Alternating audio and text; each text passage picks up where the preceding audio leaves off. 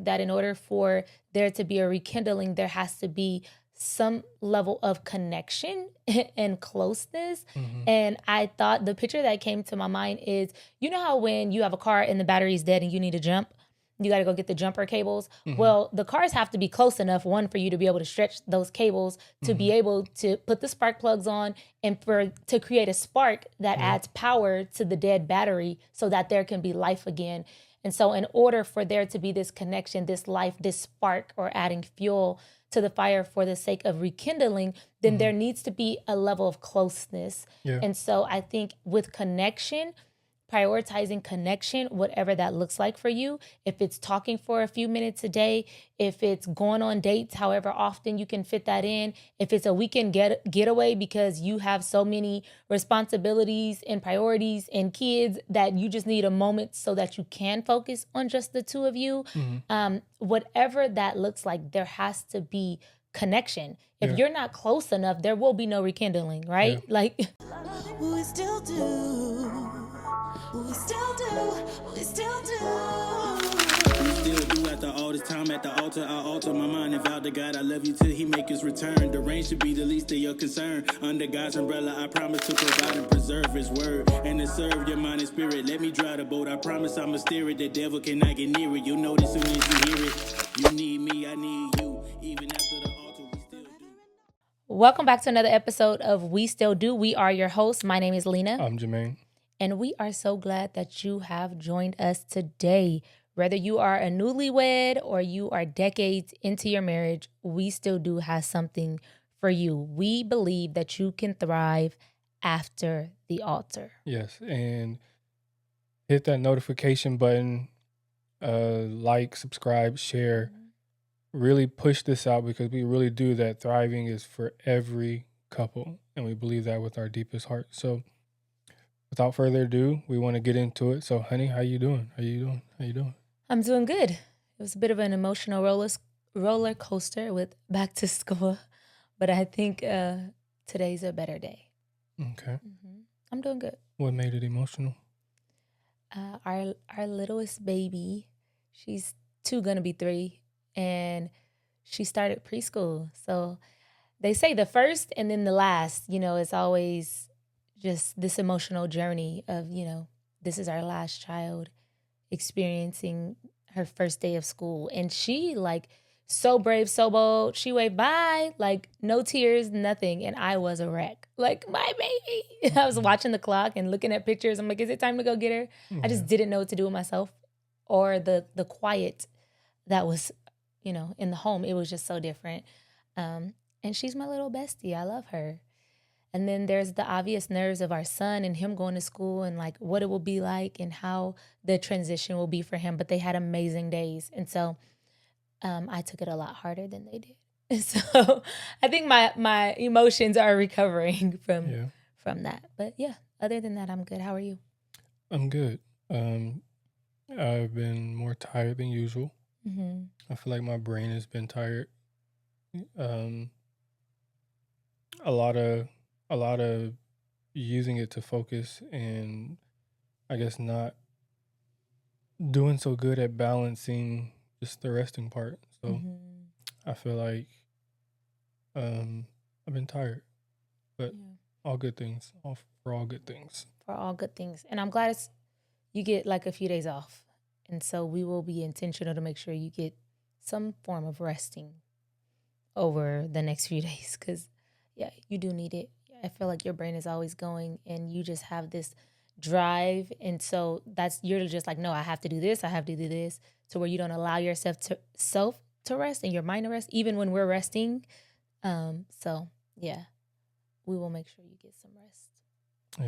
Yeah. So what are we talking about today? Today, we are answering a question that we received as far as how do we rekindle our love? And this is the question you hear, like, how do we get that spark back? How do we get that spark back?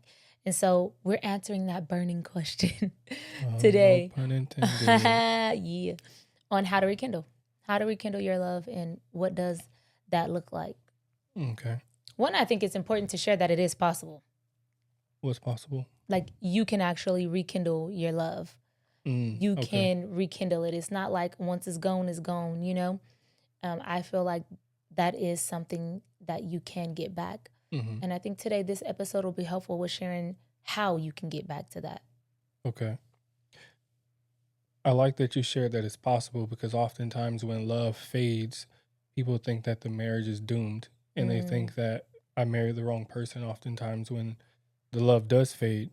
And with you just sharing that it's possible, I think that that does consider the end in mind, as in, like, we actually can make it to the end, and really believing that it's possible, because I think we don't necessarily know the weight of when couples feel like, man, like I really don't think that this is possible, and just how heavy that can be. And even sitting in front of couples who are coming to couples counseling and still feel like it's not possible.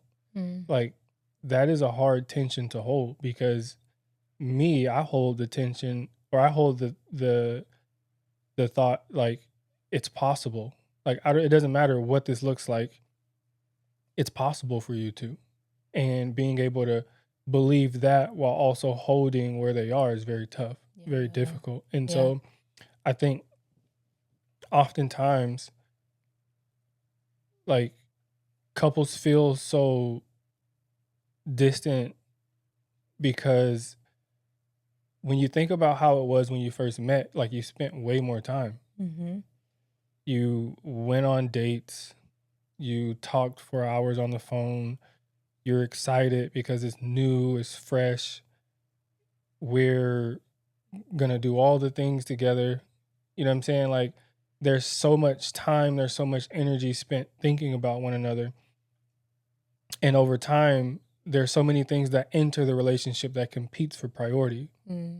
Like, it competes for my attention, it competes for my energy, whether that's kids, whether that's having to provide your purpose.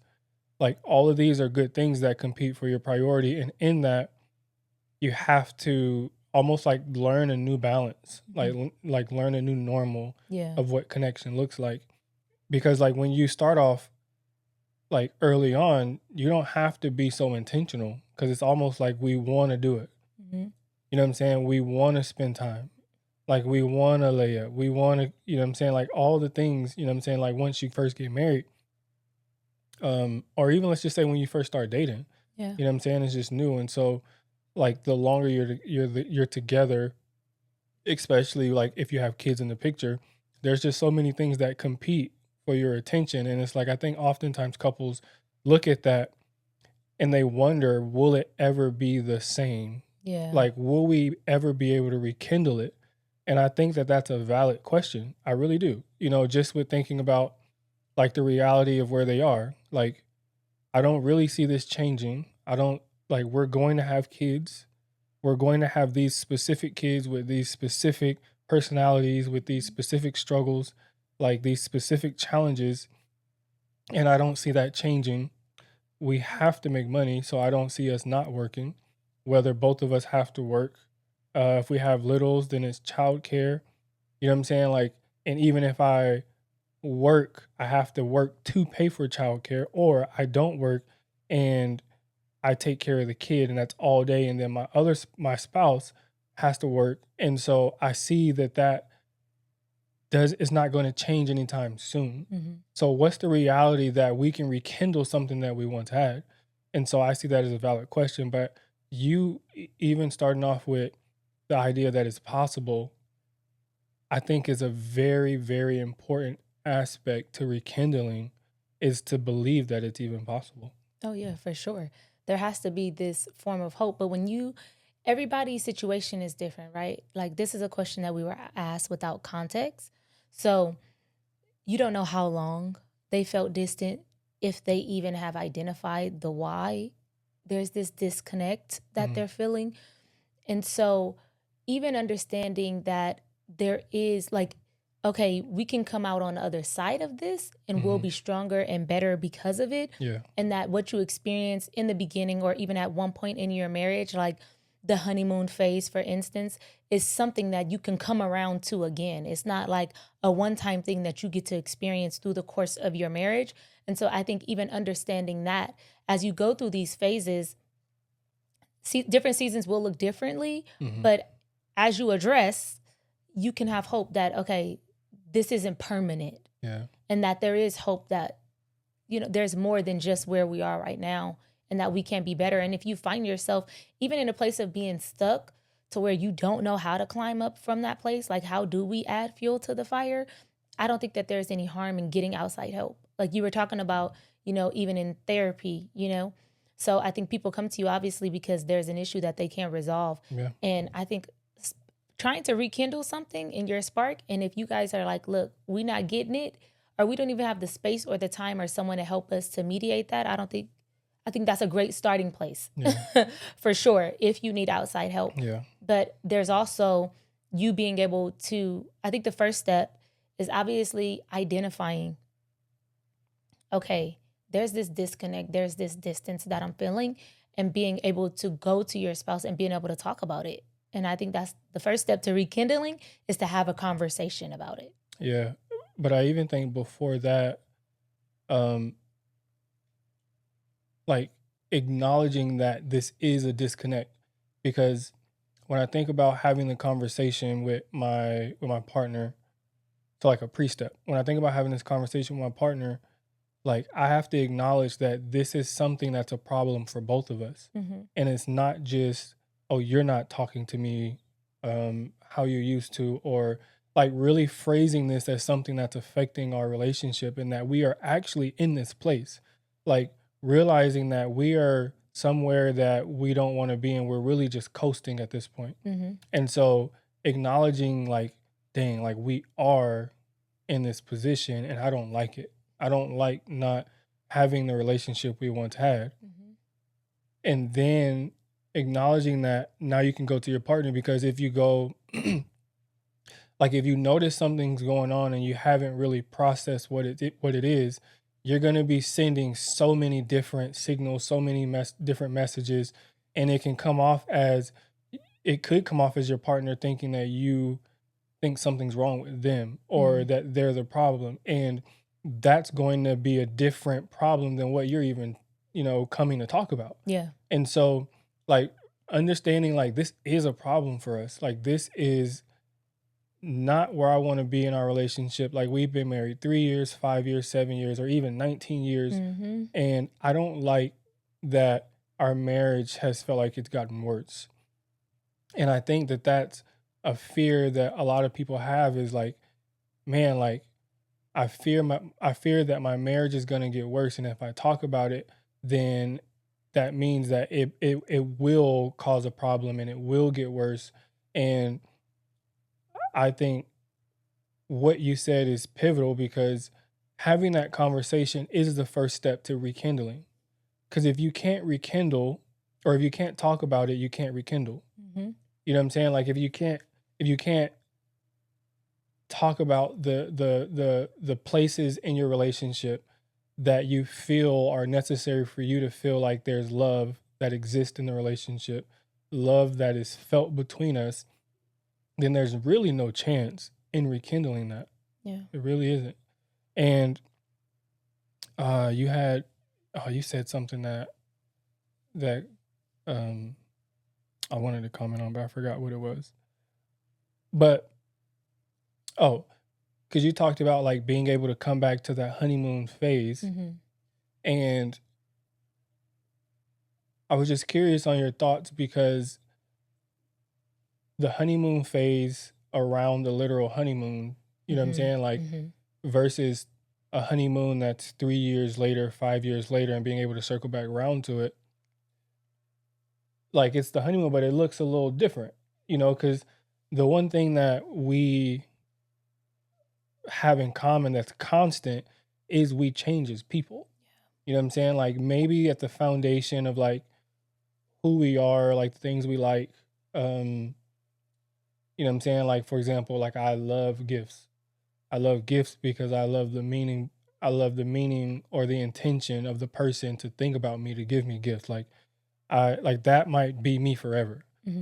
But as far as like the actual gifts or the actual ways you love me that makes me feel loved might change. So what I'm hearing is like when you say that there has to be intentional work or conversation to figure out what that honeymoon phase will look like, in different areas of our life. Yes, I do agree with that because, okay, if we're talking about rekindling, where? Like, are you trying to get back to how things were in the beginning? Is there a rekindling intimately? Is there a rekindling physically? Okay. Is there a rekindling emotionally? And so I think that's going to look different. And sitting down and having the conversation is the first step to that, Okay. right? And so if you're talking about it and it's like, you know what? I haven't felt emotionally connected to you. And I really feel like there's this distance between us. Like, I don't like it. I love you. I know that we still have something there and I want to add fuel to the fire. Like, how can we figure out what that would look like? Because the seasons change, things look different. Now we have kids, we have responsibilities, we have work, purpose, whatever that looks like. In this season, how can we make sure that we are still fanning the flame of our love in our marriage, And so talking about it, right? That's the first step of that process that we're talking about. From there, though, I think it's also equally as important to identify where we went wrong in the first place. Get to the root. How did we get to this dry place, this stuck place, this complacent place, this disconnection, this distance? How did we get here?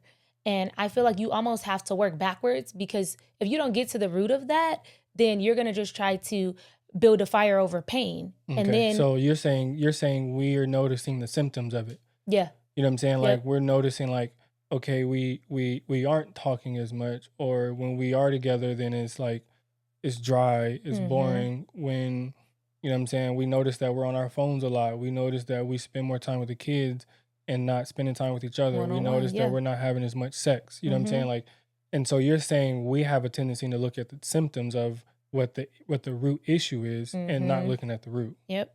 Okay. And I think it's important. And if that's something that you can't identify on your own, and feel free to seek outside help. But I think you can't just build on top of this mountain or this pile. And we're talking about a spark, right? And so if you have this fire, you can't build on top of pain that's there, that's unresolved. How did we get here in the first place? Did you offend me? Did you betray me? Is it a trust issue that we're feeling? Are you no longer attracted? Like, what is it? We're not as intimate. Is it work that has taken? Am I no longer a priority? Whatever that looks like, we have to address that thing. Do I need to forgive you? Because you cannot build a fire on top of pain. You're going to have your connection go up in smoke in the process of that. Yeah, and so I wow. think it's important to identify what that is. And then we can get to the next steps of how do we add fuel to the fire? Like, what does that look like practically? Yeah. And I think even in that, with identifying where it started, one of the things that we have to be careful of as married couples is who we allow to speak into our marriage, because I Absolutely. think that's where a lot of problems can start in the first place. Like we mentioned before, like we had people that tell us like the first year of your marriage is going to be terrible, but we didn't experience that. Like we experienced like the first year of our marriage like being phenomenal. And I think because of primarily who we allowed to really have a voice in our life, that our first year was phenomenal. You know, like I listen to people who believe that you can have a blissful marriage, you can have a blissful business, you can have a phenomenal relationship with the people around you, you can have healthy boundaries. You know what I'm saying? Like you can love others while also set up boundaries for yourself. Like you can have like an overall healthy, prosperous, blessed life, even if that includes some form of grief or loss.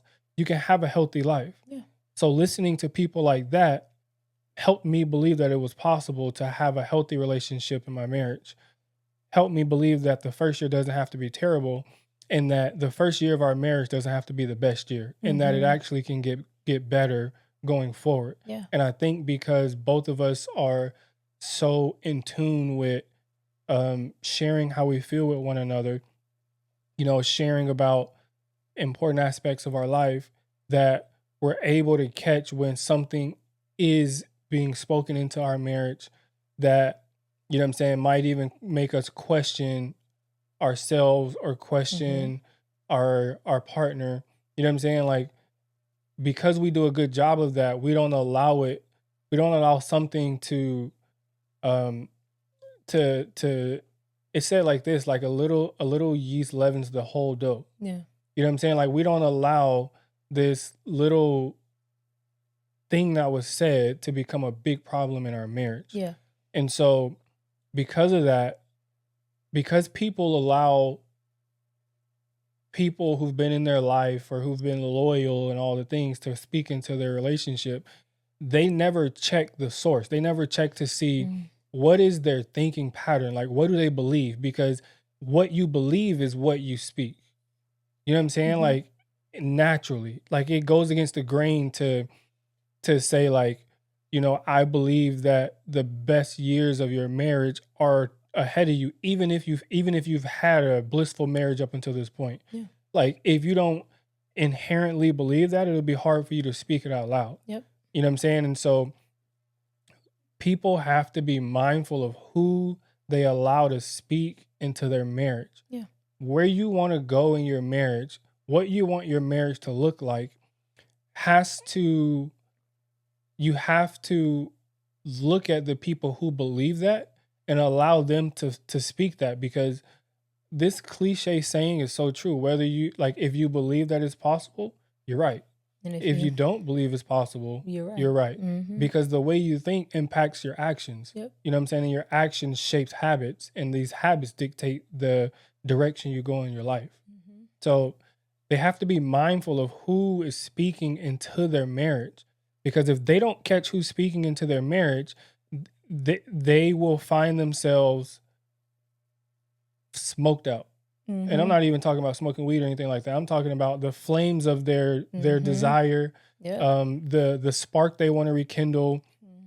It'll turn into something that goes out rather than something that we can actually fan in the flames. Yeah. That's really, really good. I think that's vitally important. One thing that you were saying, or that came to mind as you were talking, is also, as things are coming up, when you get to the point of having this conversation of how do we end up here, it's all the little things that was overlooked. One, in who you let speak into your marriage and speak into your ear, and who's encouraging you either that your marriage can get better, or this is it and it ain't gonna get better and you need to leave her or him. You know what I mean? Yeah. So I think, that's important. And you said something else that I wanted to touch on. Oh goodness, my mind. You were saying how being able to have that conversation and being able to notice, okay, no, if a little yeast leavens the whole dough. Being able to notice if someone else tries to speak something that's contrary, we're like, we'll come to one another or whatever, and not allow that advice or whatever to affect our marriage. I think also it's in us. Like, in us being able to be vulnerable and have conversations and notice when things are off. So if you're doing temperature checks of just like, how you doing, how's the marriage or whatever, to where you have a plan of action to stay on the same page in your marriage, then you'll notice when something's off. Hey, you're not talking as much. Are you okay? Like, how can I pray for you? How can I serve you? What do you need?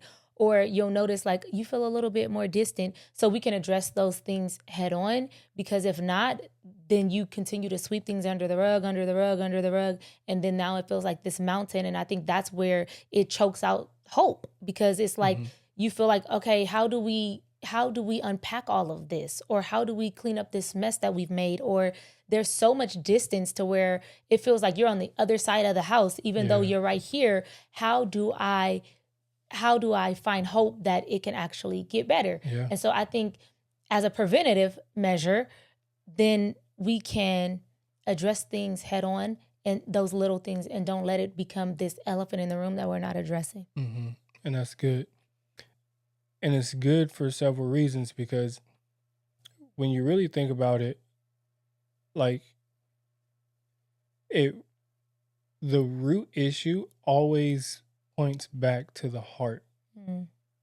It always points back to the heart. And in Revelation chapter 2, I believe it is, like verses 1-7, you have John writing to the church of Ephesus, and he's giving a word to them, you know what I'm saying? Like, and one of the things that is said is like, let me just read it because I want to be,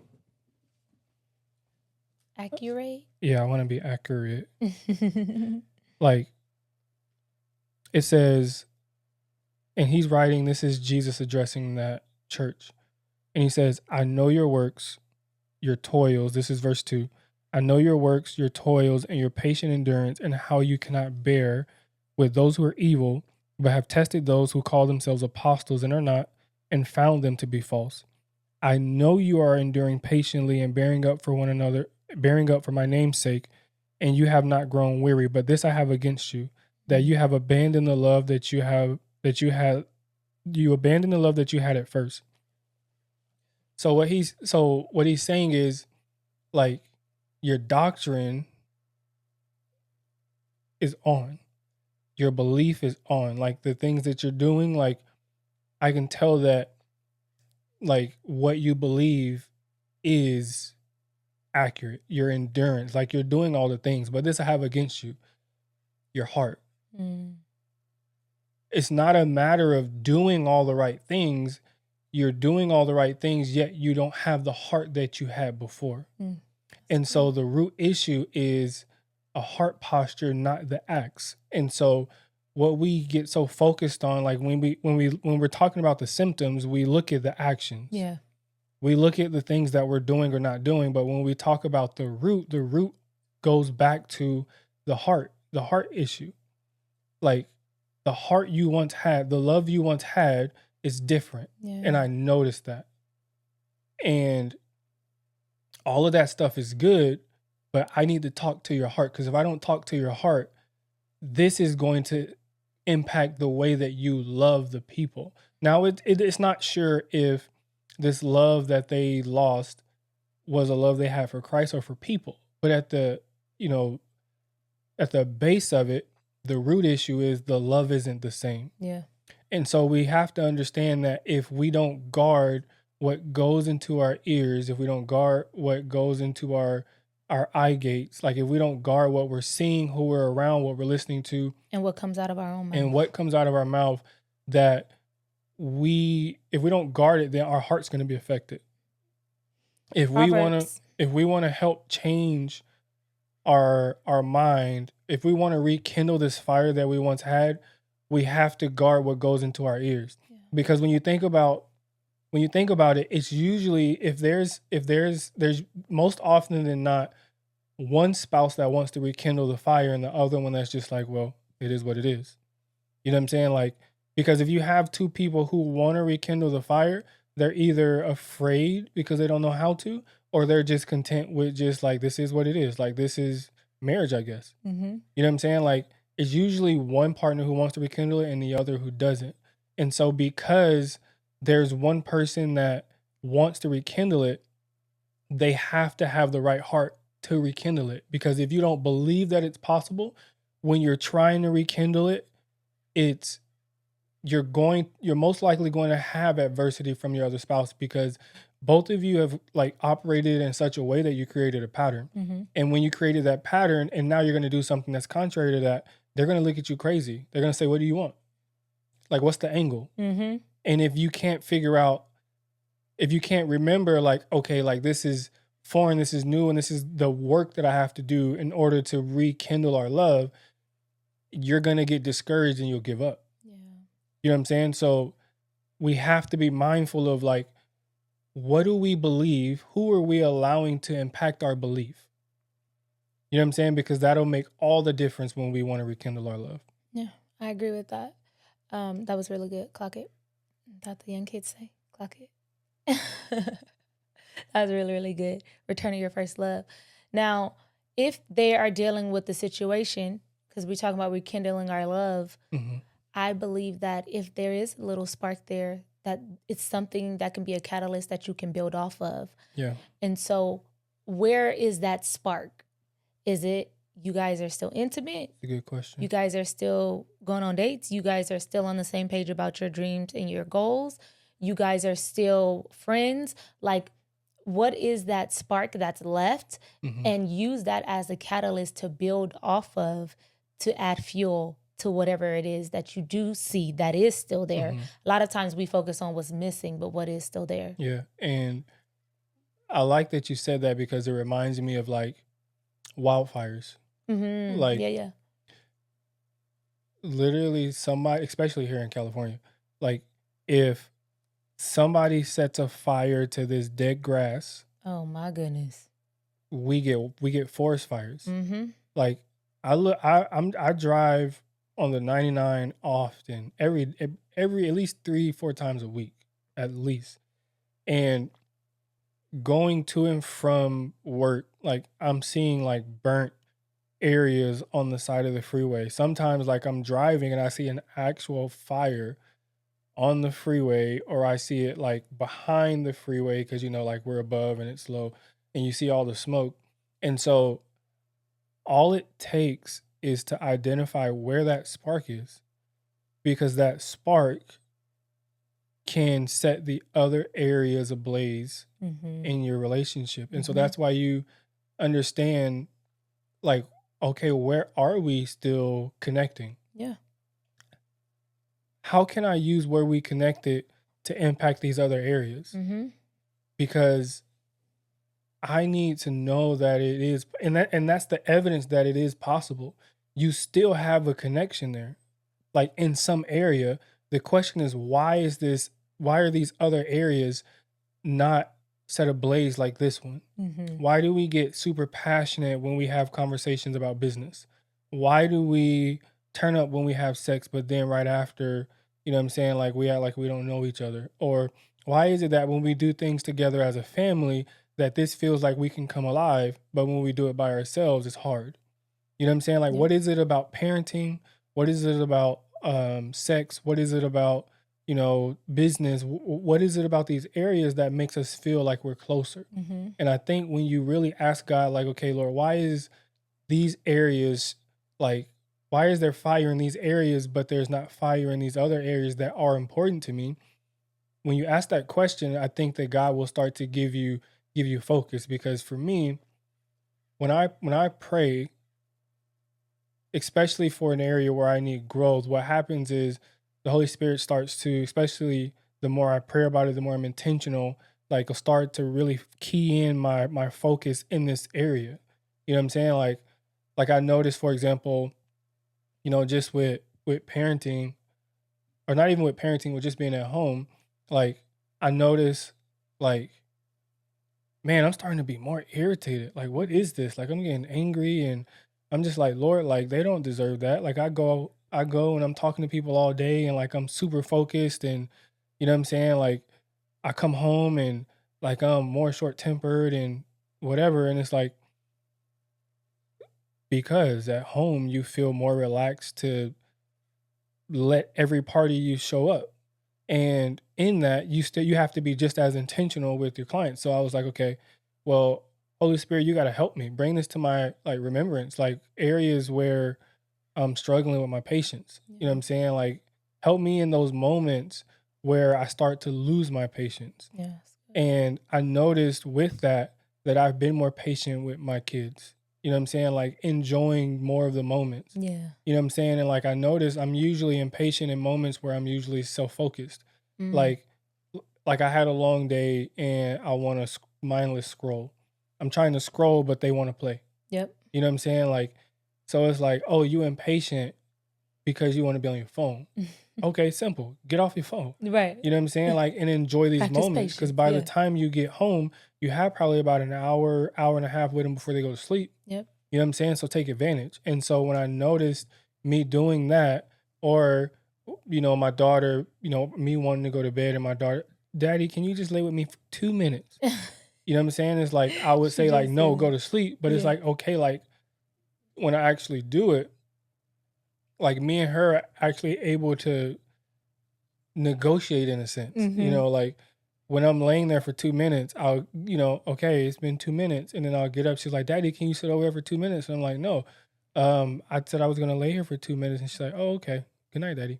You know what I'm saying? And just let it be that. Yeah, Or yeah. even with my son, just, you know what I'm saying? Like sitting there, like playing with him, like loving him more in a way that makes him feel seen. You know what I'm saying? Like the physical touch, the hugging, the kissing, you know what I'm saying? Like all the things that help him feel seen as a kid, that has allowed me to be more patient.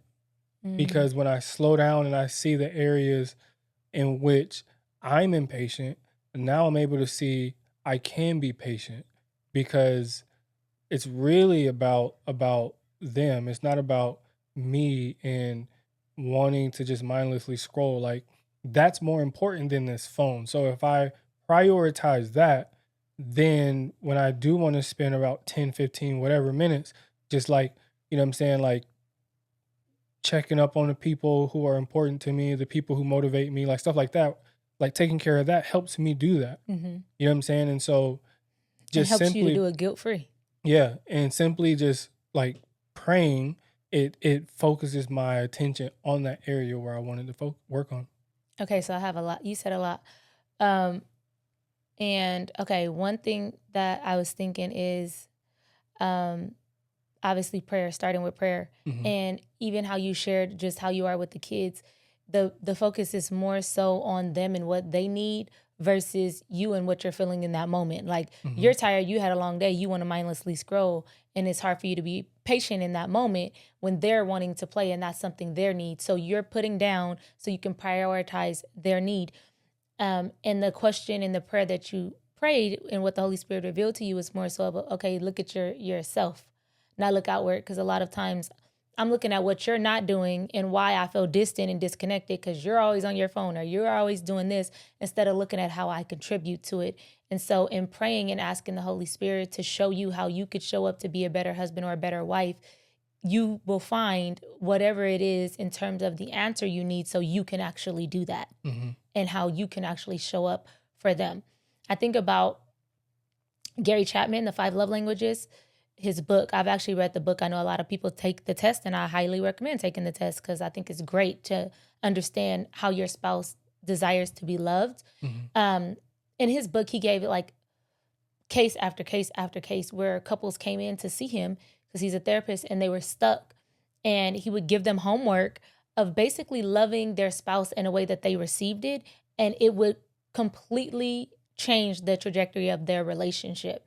And so I do think that loving your spouse the way that they desire is a way that you can rekindle the love because you're doing something, even if it doesn't feel natural for you, even if it's harder to do, if it takes more intentional effort, you doing that can also, whether they're doing it or not, in terms of mutually loving you in the way that you receive, that alone can do something to them to where they would be more open to loving and rekindling the love that you also need.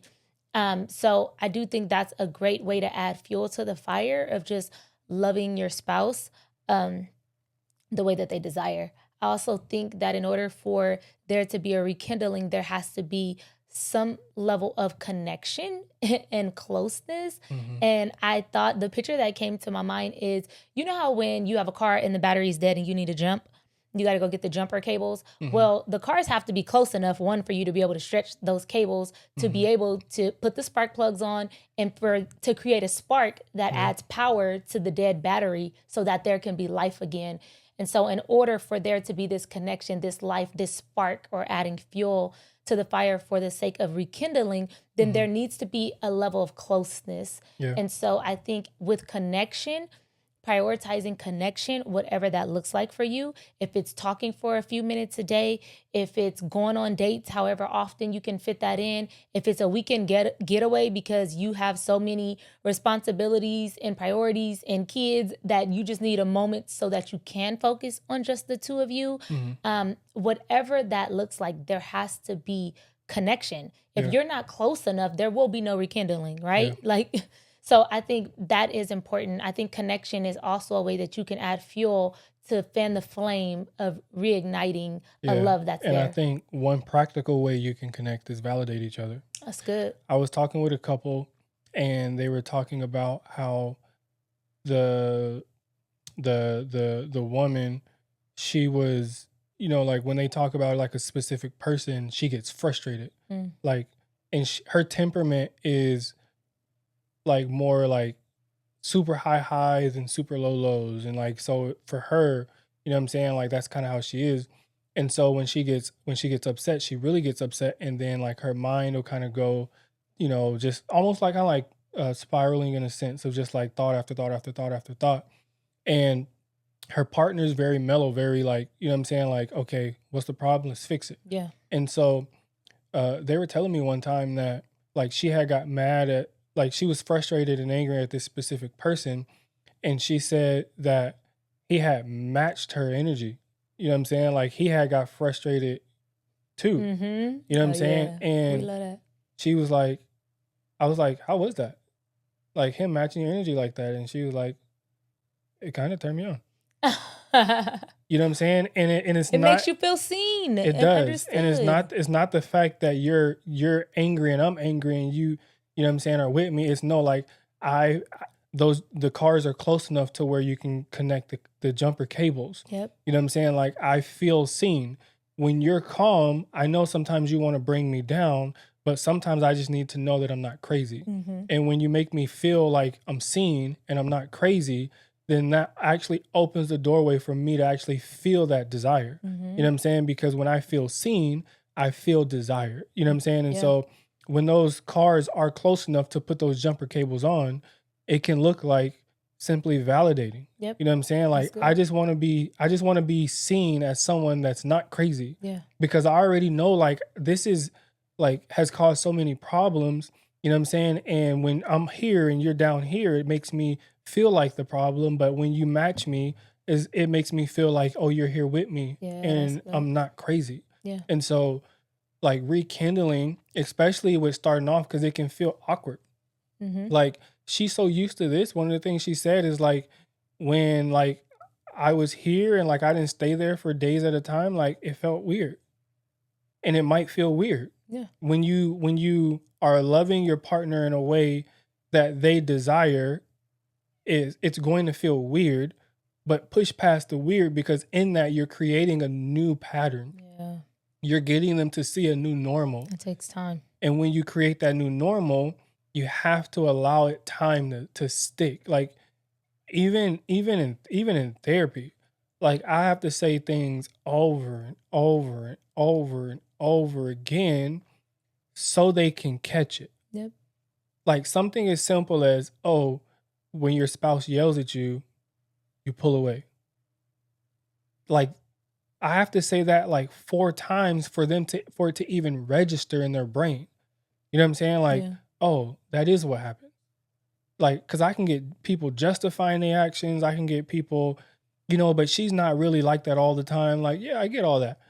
But man, when she yell at you like that, you go quiet.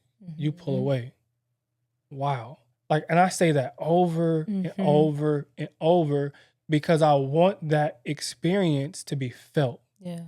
Because when you say it one time, it's like it goes in and goes out. Yep. When you say it again, it goes in slower, but it goes out. Mm. And then like saying it over and over and over. And then when I see them look at me and they're like, kind of pausing a little bit, You got man, it. what's coming up for you? Because I know that if they're pausing with it, then there's something that it has time to go past their brain and go into their felt They're being. sitting with that. And now we can explore that. Yeah, that's good. What comes up for you? Because in that, now I can get them to send a clear signal to their partner.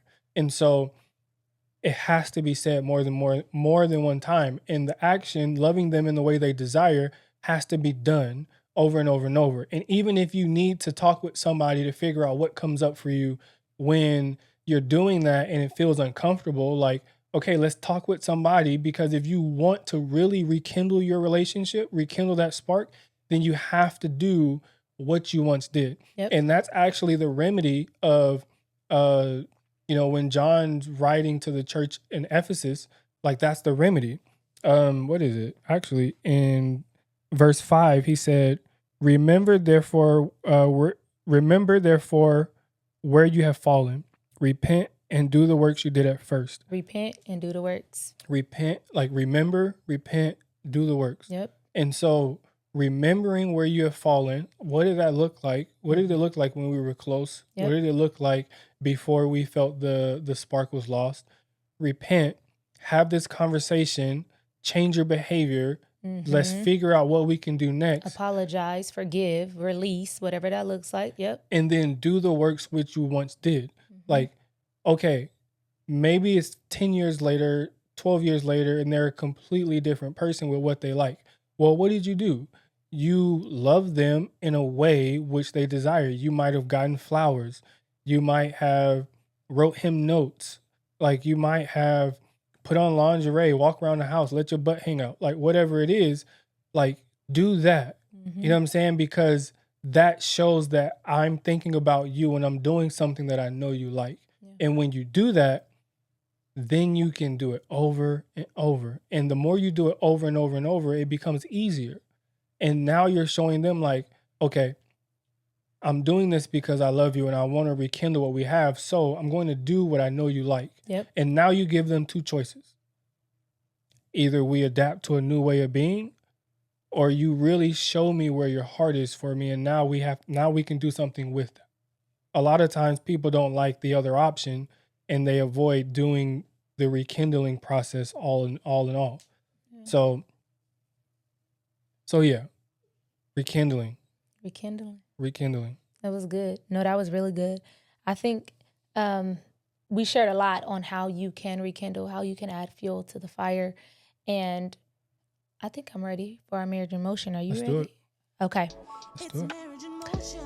So we covered a lot in this episode. And for our marriage in motion, what we want you to do is discuss one way that you felt loved in the past. As we're talking about remembering your first love and doing the things you once did, ask your partner. That's the greatest way that you could actually learn, by asking them, what is one way in the past that I felt loved by you? What is one current thing, area that we still feel fire? Is that intimacy? Is that goals and dreams in our family, business, whatever it is? What is one area where we still feel the fire? Because that can be the catalyst that you use to rekindle. And then what is one thing that you are willing to do this week to add fuel to the flame? What is one thing you're willing to do to add fuel to the flame? We want you to know you can rekindle. You don't have to just experience this great honeymoon phase, stage, love in the beginning of a thing. You can actually thrive in your marriage. You can. And we believe it. If you need somebody to believe in your relationship before you do, we believe it. We believe it wholeheartedly. Absolutely. And so that's another episode of We Still Do. Remember to like, share, subscribe, leave comments, really share, really help us push it, because we need more couples believing that till death do us part is a real reality. And God's design. Yes. Till and next until time. next time. Peace. I love you always. No doubt you're my blessing. Ain't no second guessing. No one can separate. We find a good thing. Even after the altar, it's marriage in motion.